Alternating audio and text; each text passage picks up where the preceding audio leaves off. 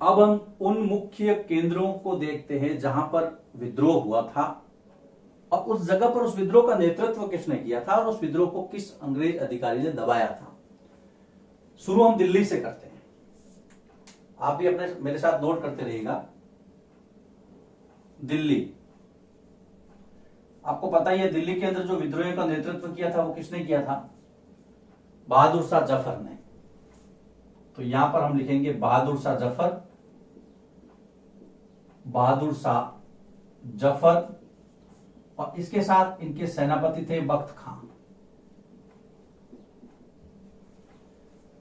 विद्रोह को वहां पर जो दबाया था अंग्रेज अधिकारी थे उनके नाम थे निकलसन और हडसन।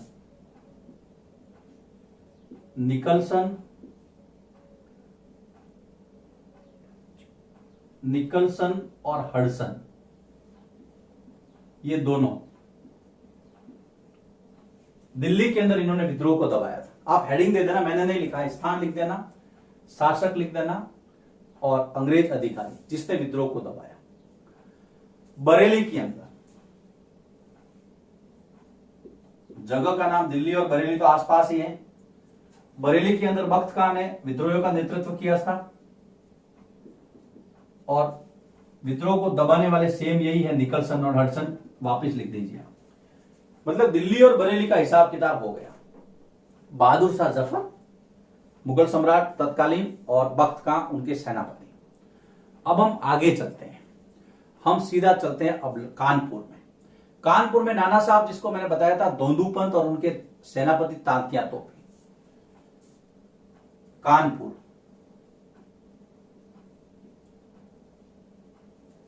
कानपुर के अंदर विद्रोह का नेतृत्व किया था नाना साहब ने और इसके साथ इनके सेनापति थे तांतिया तोपे। इनकी हेल्प की थी इन्होंने। तांतिया तोपे जिसका नाम था रामचंद्र पांडुरंग। इन्होंने यहां पर विद्रोहियों का नेतृत्व किया था कानपुर के अंदर और यहां पर विद्रोह को दबाया गया अंग्रेज सेनापति कैंपबेल के द्वारा। कैंपबेल नाम याद रखना है, सूची बनाते रहिए, बहुत काम आएगा। कानपुर के बाद में हम चलते हैं लखनऊ के अंदर, उत्तर प्रदेश। लखनऊ में विद्रोह का नेतृत्व किया था बेगम हजरत महल। बेगम हजरत महल, इसके साथ इनका अल्पायु पुत्र भी था ब्रिटिश कद्र। नाम याद रखना। ब्रिटिश कद्र को इसने नवाब घोषित कर दिया था, अंग्रेज परेशान थे, फिर विद्रोह हुआ था। तो लखनऊ के अंदर जिस अंग्रेज अधिकारी ने विद्रोह को दबाया नाम है कैंपबेल। तो कैंपबेल दो जगह आ गए, निकलसन हडसन दो जगह आ गए, कोई दिक्कत नहीं आपको याद करने में। फिर आते हैं हम झांसी। थोड़ी देर पहले मैंने एक सुभद्रा कुमारी चौहान की पंक्तियां आपको कही थी। झांसी के अंदर रानी लक्ष्मीबाई, स्वतंत्रता सेनानी, आदर के साथ नाम लिया जाता है। रानी लक्ष्मीबाई ने झांसी में जो है अंग्रेजों का सामना किया, विद्रोह का नेतृत्व किया। इनके विद्रोह को दबाने वाला था जनरल ह्यूरोज। जनरल ह्यूरोज खुद ये झांसी की रानी की वीरता से बहुत प्रभावित था। झांसी के बाद में हम चलते हैं फैजाबाद उत्तर प्रदेश, जहां पर मौलवी अहमदुल्ला।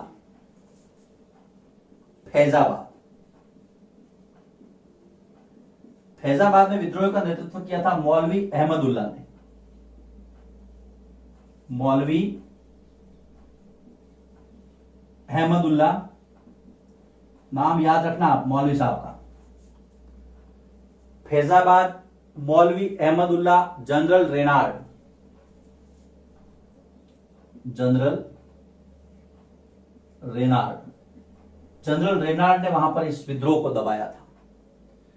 उसके बाद में हम चलते हैं बिहार के अंदर, जगदीशपुर। नाम सुना है आपने, कुंवर सिंह।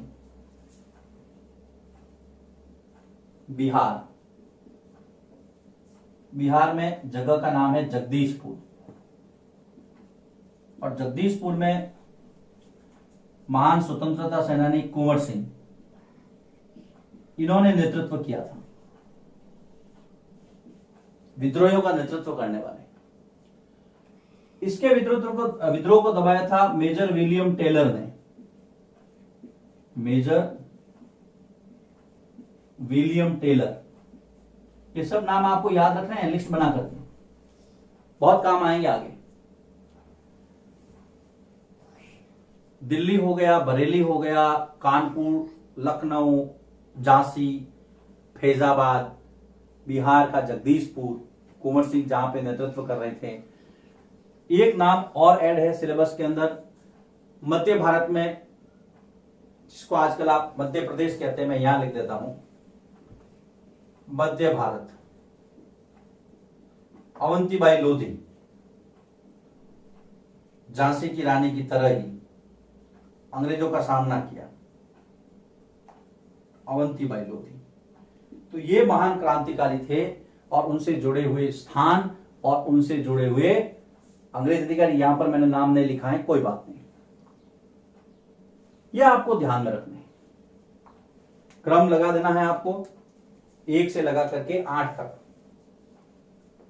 दिल्ली, बरेली, कानपुर, लखनऊ, झांसी, फैजाबाद, बिहार और मध्य भारत के अंदर, जिसको आप मध्य प्रदेश कह सकते हैं। निकलसन हडसन 2 जगह है, दिल्ली और बरेली में।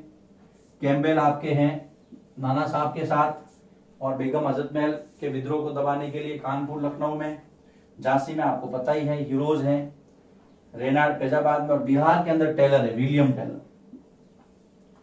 ये सूची बना दीजिए, यहां पर ये वीडियो समाप्त होता है। अब बारी आती है अंग्रेजों की पलटवार करने की। क्रांति खूब फैल गई, पलटवार करते हैं, क्या करते हैं प्रतिक्रिया में, क्रांति के परिणाम क्या।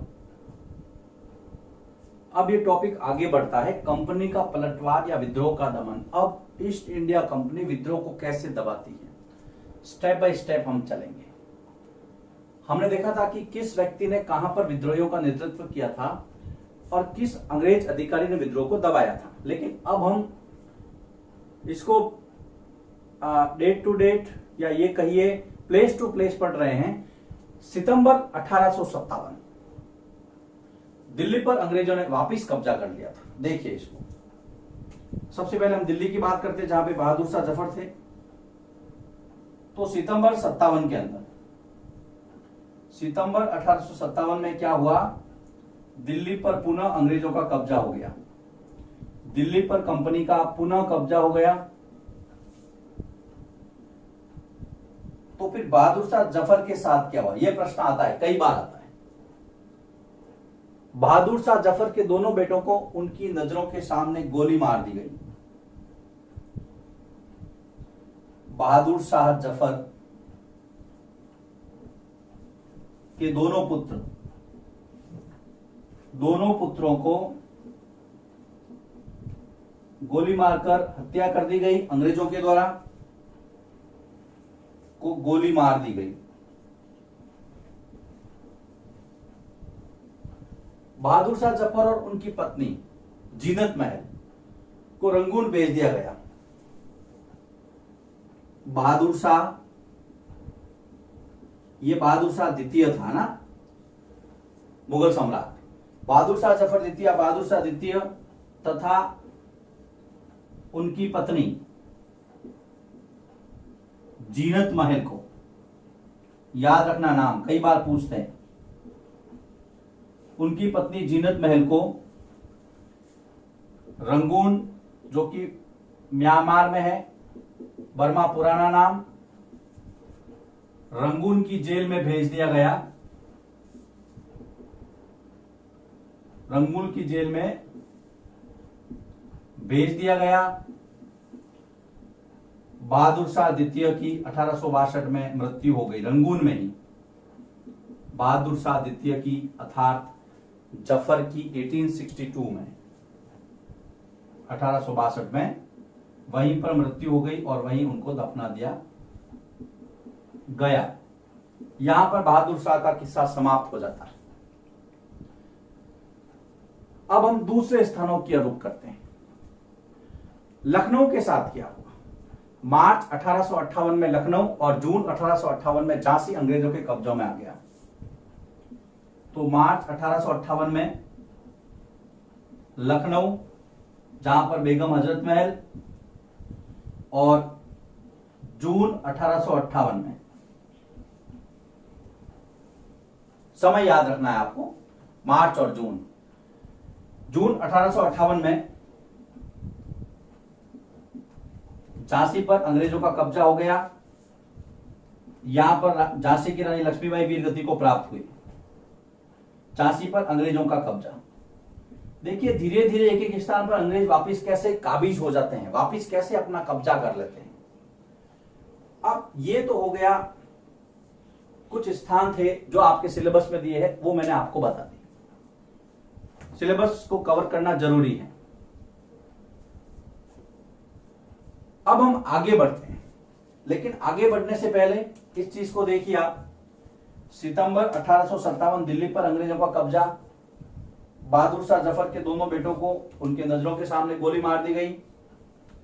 बहादुर शाह जफर और उनकी पत्नी जीनत महल को कहां भेज दिया गया? रंगून भेज दिया गया। वेरी वेरी इंपॉर्टेंट क्वेश्चन, बहुत बार पूछते हैं।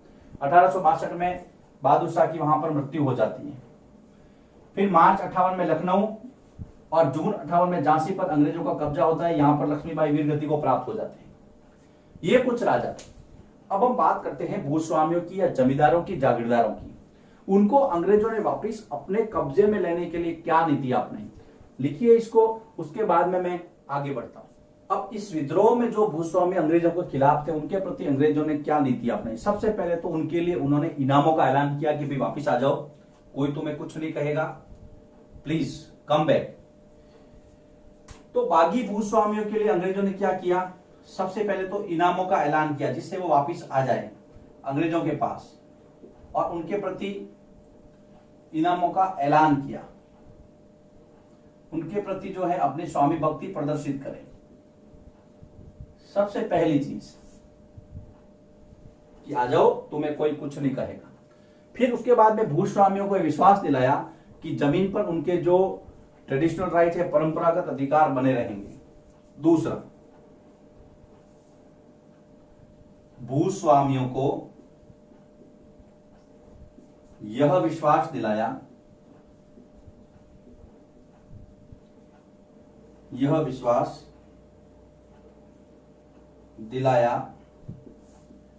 कि जमीन पर या जमीनों पर उनके परंपरागत अधिकार बने रहेंगे। चिंता मत कीजिए, गलती हो गई आपसे तो हो गई, अंग्रेज ऐसा कह रहे थे। परंपरागत अधिकार बने रहेंगे। देखिए मैं पॉइंट टू पॉइंट चल रहा हूं और मैं उसको मार्किंग भी कर रहा हूं, नंबरिंग भी कर रहा हूं। आप बिल्कुल इसी सिस्टम से लिखेंगे अपनी नोटबुक में। समर्पण करने पर भूस्वामियों को सुरक्षा दी जाएगी। अंग्रेजों ने और एश्योर किया उनको कि यदि आप सरेंडर कर दोगे, समर्पण करने पर भूस्वामियों को सुरक्षा दी जाएगी।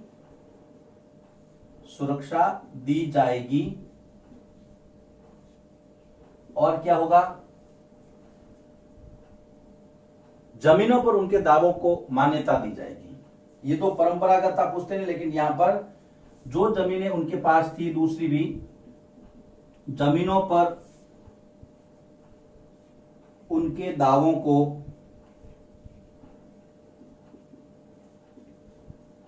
मान्यता दी जाएगी, क्योंकि जमींदारों का साथ बहुत जरूरी था।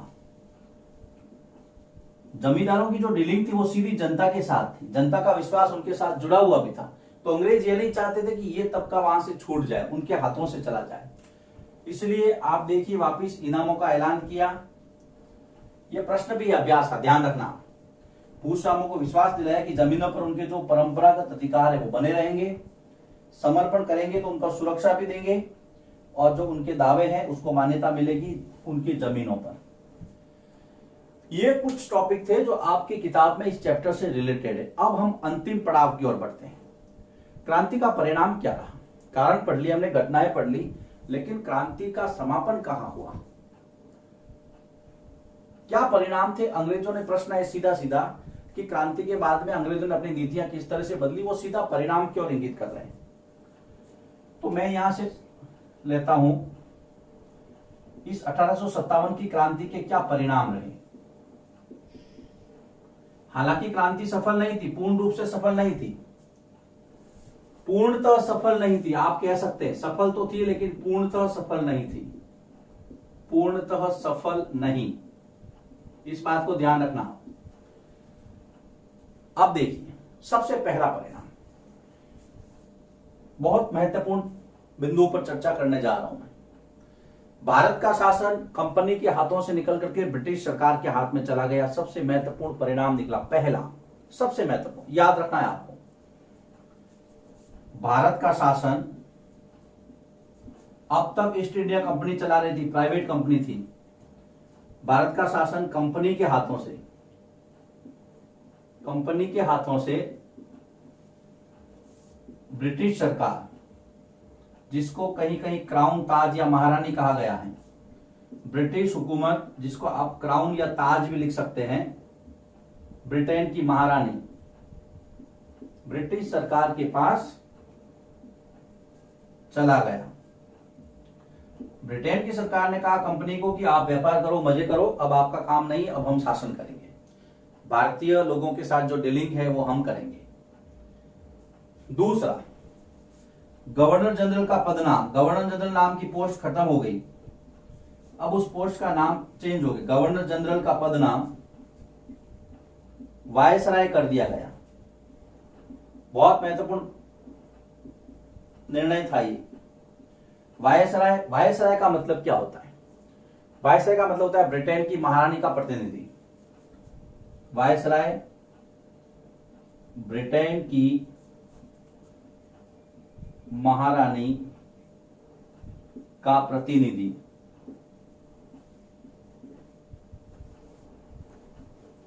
वायसराय कर दिया गया। और इसी क्रम में बिल्कुल ध्यान रखना, लॉर्ड कैनिंग प्रथम वायसराय बने। यहां से दो प्रश्न निकलते हैं आपको, बहुत स्पष्ट है, ध्यान से देखिए। प्रथम वायसराय कौन थे? Lord Canning. और कंपनी शासन के अधीन अंतिम गवर्नर जनरल कौन था? Lord Canning. बिल्कुल दोनों एक ही व्यक्ति है, पदनाम जैसे ही चेंज हो गया, पोस्ट चेंज हुई, व्यक्ति वही था। कंपनी शासन के अधीन अंतिम गवर्नर जनरल लॉर्ड कैनिंग, प्रथम वायसराय लॉर्ड कैनिंग, इसको ध्यान में रखना है। तो देखिए दो परिणाम हमने देखे। एक तो भारत का शासन किसके हाथ में चला गया? ब्रिटिश सरकार के हाथ में, ब्रिटेन की महारानी के पास, जिसको आप क्राउन या ताज कहते हैं। दूसरा, गवर्नर जनरल का पदनाम है वो क्या हो गया? वायसराय कर दिया गया। तीसरा महत्वपूर्ण जो अंतर था वो इस प्रकार से था। तीसरा महत्वपूर्ण परिणाम, एक तो भारत मंत्री तथा उसको सलाह देने के लिए, तथा उसको सलाह देने के लिए भारत परिषद, जिसको इंडिया काउंसिल कहा गया, भारत परिषद, इंडिया काउंसिल, याद रखना, इंडिया काउंसिल का गठन किया गया। तीसरा परिणाम, पहला परिणाम था शासन क्राउन ने अपने हाथ में ले लिया, दूसरा वायसराय पद का सृजन हुआ, और तीसरा यहां पर दो पोस्ट और क्रिएट हो रही है, एक तो भारत मंत्री और उसके लिए इंडिया काउंसिल। ये भारत के मामलों को देखेंगे। तीसरा परिणाम। चौथा, आप कुछ अंग्रेजों ने अपने मस्तिष्क जो विचारधारा है उसको चेंज करना शुरू किया। सरकार ने कहा, अंग्रेजी हुकूमत ने कहा कि नहीं भाई, भारतीयों के सामाजिक मामलों में ज्यादा हस्तक्षेप नहीं करना है। तो गोद प्रथा को मान्यता देते हुए, गोद प्रथा को मान्यता देते हुए सकारात्मक दृष्टिकोण अपनाया गया। मान्यता देते हुए सकारात्मक दृष्टिकोण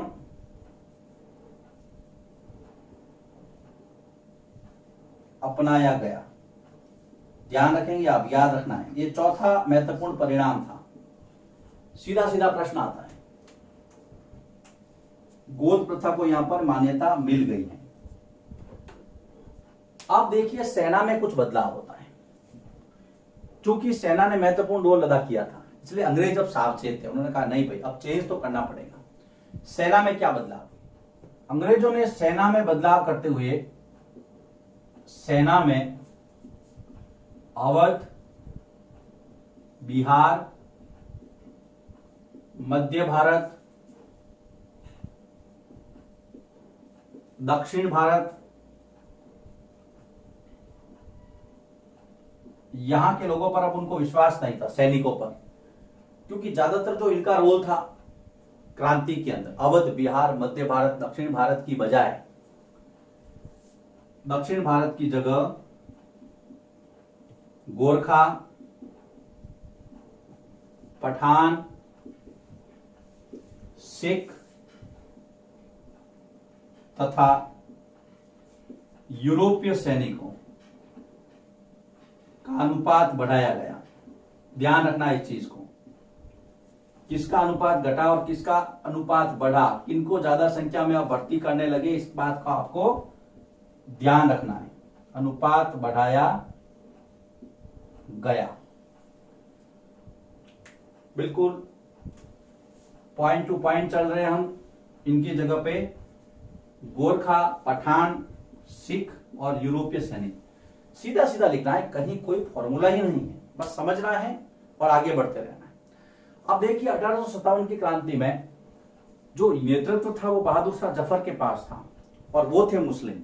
तो अंग्रेजों ने ये देखा कि मुस्लिमों का सहयोग हमारे साथ नहीं है, इसलिए वो मुस्लिमों को संदेह की दृष्टि से देखने लगे। उनके साथ किस प्रकार का व्यवहार किया? मुस्लिमों की संपत्ति को बड़े पैमाने पर जब्त किया गया। छठा परिणाम, मुस्लिमों की संपत्ति को बड़े पैमाने पर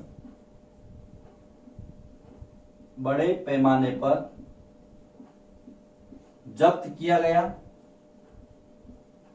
और भविष्य में अंग्रेजों ने जो है अपना दृष्टिकोण मुसलमानों के लिए बदल दिया। उस समय उन्होंने कहा यार अगर ये दोनों एक हो गए तो हमें यहां टिकने नहीं देंगे, इसलिए फूट डालो, राज करो। तो किसी एक को अपने पास में रखना है। अंग्रेजों के मन में मुस्लिमों के प्रति भविष्य में संदेह पैदा हुआ और फूट डालने की भरपूर उन्होंने कोशिश की, उनमें सफल भी हुए। अंग्रेजों के मन में मुस्लिमों के प्रति संदेह पैदा हुआ भविष्य में ना, कि ये, और दोनों को उन्होंने कहा कि भाई हिंदू और मुसलमानों को एक नहीं होने देना है। ये 6 परिणाम है, इनको याद करना है। किस तरह से अंग्रेजों ने अपनी नीतियों में बदलाव किए। अब इसके अंदर सीताराम पांडे का एक संस्मरण भी आता है, फ्रॉम सिपाही टू सूबेदार। इसको आपको ध्यान में रखना है, ये कई बार पूछ लेते हैं। फ्रॉम सिपाही टू सूबेदार, ये संस्मरण किसने लिखा है? संस्मरण का हिंदी की एक विधा है जिसमें अपने साथ हुए या जो उनके अनुभव है वो लिखते हैं सीताराम पांडे। सीताराम पांडे का संस्मरण है, परीक्षा में पूछ सकते हैं और याद रखना है। फ्रॉम सिपाही टू सूबेदार, जिसका नॉरगेट ने अंग्रेजी में अनुवाद किया था। इसी का अंग्रेजी में अनुवाद किसने किया? मैं यहां लिखता हूं नॉरगेट। इस नॉरगेट ने अंग्रेजी में अनुवाद किया, किसका किया था? फ्रॉम सिपाही टू सूबेदार का। अब एक तथ्य यहां पर बाकी रहता है कि क्रांति असफल क्यों हुई। सिलेबस में कहीं दिया हुआ नहीं है, न एग्जाम में आता, लेकिन फिर भी हमारे मन में प्रश्न उठता है, तो मैं ऐसे ही चर्चा कर देता हूं। अगर आपकी इच्छा हो तो नोट कर दे, नहीं तो याद रखें। सबसे पहले तो क्रांति जो है वो असफल इसलिए हुई क्योंकि वो समय से पहले शुरू हो गई थी। कहां 31 मई और कहां 10 मई। 31 मई को शुरू किया जाना था, लेकिन 10 मई को ही मेरठ के अंदर इसको स्टार्ट कर दिया गया। तो समय से पहले जब आप किसी काम को शुरू करोगे, उसकी योजना पर नहीं चलेंगे, तो वहां पर असफलता जरूर आपके पास रहेगी, सफलता की बजाय। दूसरा, इसका पूरा भारत में प्रचार प्रसार नहीं हुआ। उत्तर भारत में भी काफी कम जगहों पर ये देखने को मिली, तो पूरे भारत में इसका नहीं फैलना ये भी एक रीजन था। तीसरा, इसके अंदर जो भी लोग इन्वॉल्व हुए उनके उद्देश्य अलग अलग थे। दुश्मन अंग्रेज था, लेकिन अपने अलग अलग उद्देश्यों को लेकर के सब लोग लड़े थे। कोई अपने दत्तक पुत्र को लिए लड़ रहा था, कोई पेंशन के लड़ रहा था, कोई अपने साम्राज्य के लिए लड़ रहा था। तो सभी लोगों के अलग अलग इश्यूज थे। किसानों के अलग प्रॉब्लम थे, सिपाहियों के अलग थे, जनता की अलग भावनाएं थी, सामाजिक दृष्टिकोण था। तो उद्देश्य अलग अलग थे, दुश्मन भले ही एक था, इसलिए इसको पूर्णतः सफल नहीं कहा जा सकता। लेकिन फिर भी अंग्रेज ये सोचने को मजबूर हो गए कि यार भारतीय भी एक हो सकते हैं, और उन्होंने फिर हिंदू और मुसलमानों के बीच में किस तरह से वैमनस्य के बीच बोए जाए, इसके ऊपर बहुत अच्छा होमवर्क किया और काफी सफल भी हुए। तो इतना था ये 5वां अध्याय। आशा करता हूं आपको इसके तीनों वीडियो पसंद आए होंगे।